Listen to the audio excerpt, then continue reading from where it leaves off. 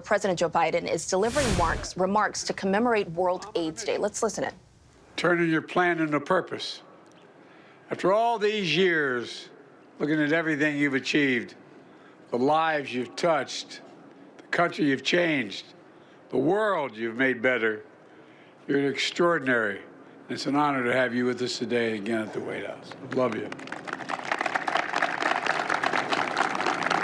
To the families here today, as Jill just said, we know how hard it is in different ways, but we know. We know. I hope you can find comfort in remembering the one thing that's never lost, your love for them and their love for you. Jill and I, along with countless others, are forever grateful to you for your collective and individual courage. And Jill and I are especially grateful for the trust you put in us. It's been the honor of our lives to serve in the White House, the people's house, your house. We felt a special obligation to use this sacred place to ensure everyone is seen and the story of America is heard. That's why we're all together here on this World AIDS Day. And I want to thank all of you, allies and advocates, who are here, including Sir Elton John's Foundation, and so many others for the long history of this fight, both globally and here at home. Jill and I met with Elton and David this summer, and this event is in no small part the result of that meeting. And a special thanks to one of the great public health officials, a true hero, who we've led this fight against HIV/AIDS, Dr. Anthony Fauci. Where is Anthony?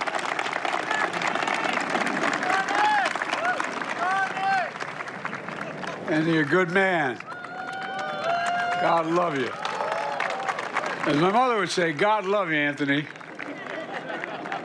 I also want to acknowledge Dr. Laura Shever, HIV leader, Department of Health and Human Services, who's retiring this year.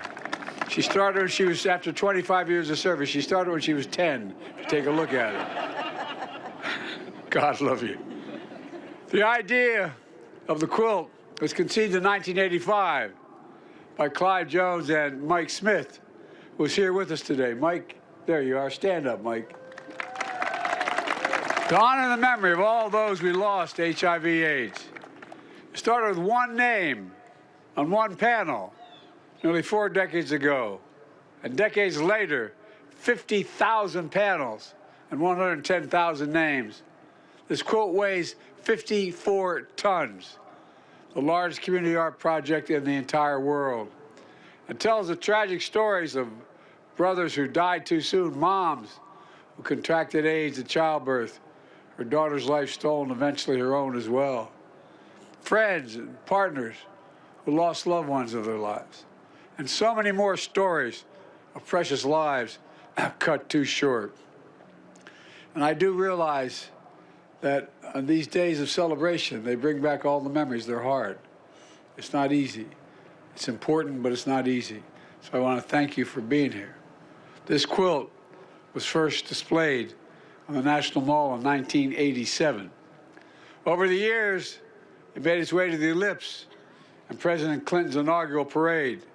Today, for the first time in our nation's history, the sections of AIDS quilts are being publicly displayed here at the White House. Because like the first threads of this quilt stretched nearly 40 years ago, stitched nearly 40 years ago, this movement is fully woven into the fabric and history of America, shining a light on the memory and the legacy of all the sisters and brothers, sons and daughters, husbands and wives, moms and dads, partners and friends who we've lost to this terrible disease.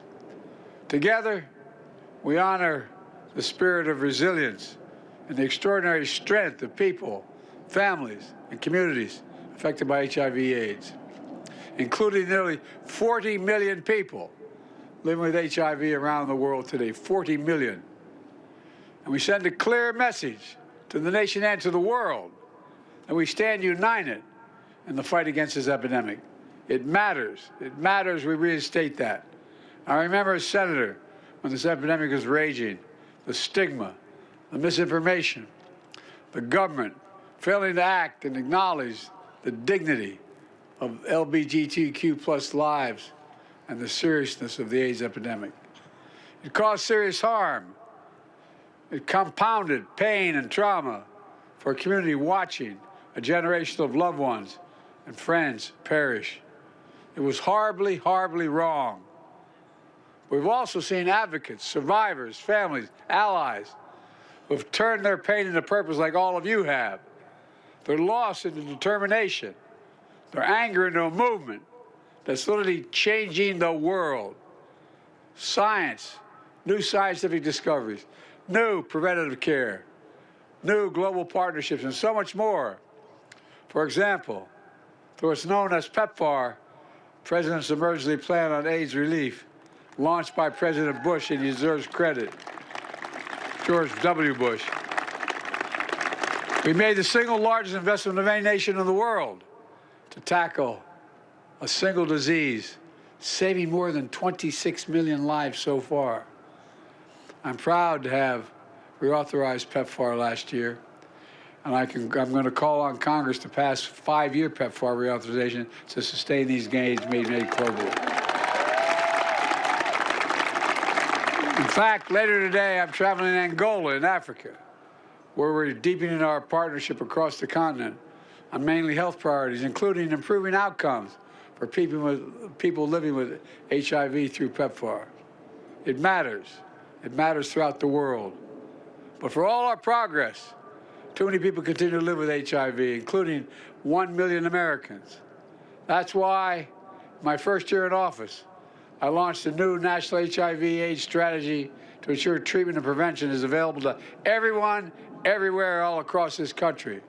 And that includes ensuring medications that can prevent HIV infections are affordable and available in all forms without co-pays for people with health insurance.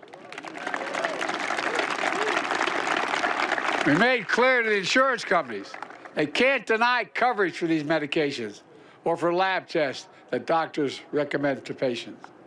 We're fighting the stigma of discrimination against HIV community by ending the shameful practice of banning gay and bisexual men from donating blood, strengthening civil rights protections in medical settings for people with HIV, educating the public about the latest science and transmission testing and prevention and care. So many of you have been leading the way in these efforts, including the late Cornelius Baker,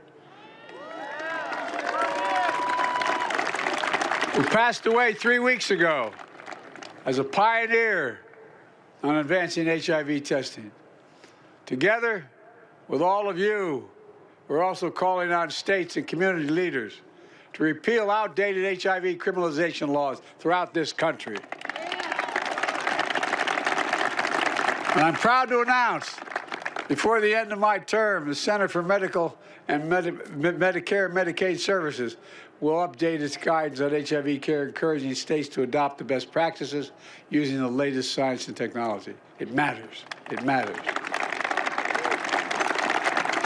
Folks, you've been standing a long time, so let me close with this. You're pretty good. I know the fight to end this terrible epidemic is hard. But look around today, and I mean this from the bottom of my heart, look around today at all of you, survivors, families, heroes, who have never given up. And I know it's a fight that we're going to win for all the lives lost, for all those that are still alive. Look at what you've already done to change the hearts and minds and save lives across the country and around the world. That's the power of this movement. That's the power of memory of your loved one. That's the power of America. We just have to keep going, keep the faith, and remember who in the hell we are. We're the United States of America, and there's nothing beyond our capacity when we do it together. Nothing, nothing, nothing. God bless you all. And I know I'd like to invite everyone to view the quilt. So, folks, I'm getting off this stage. But really and truly, I mean, from the bottom of my heart, you're changing the world. You're changing the world. Thank you, thank you, thank you.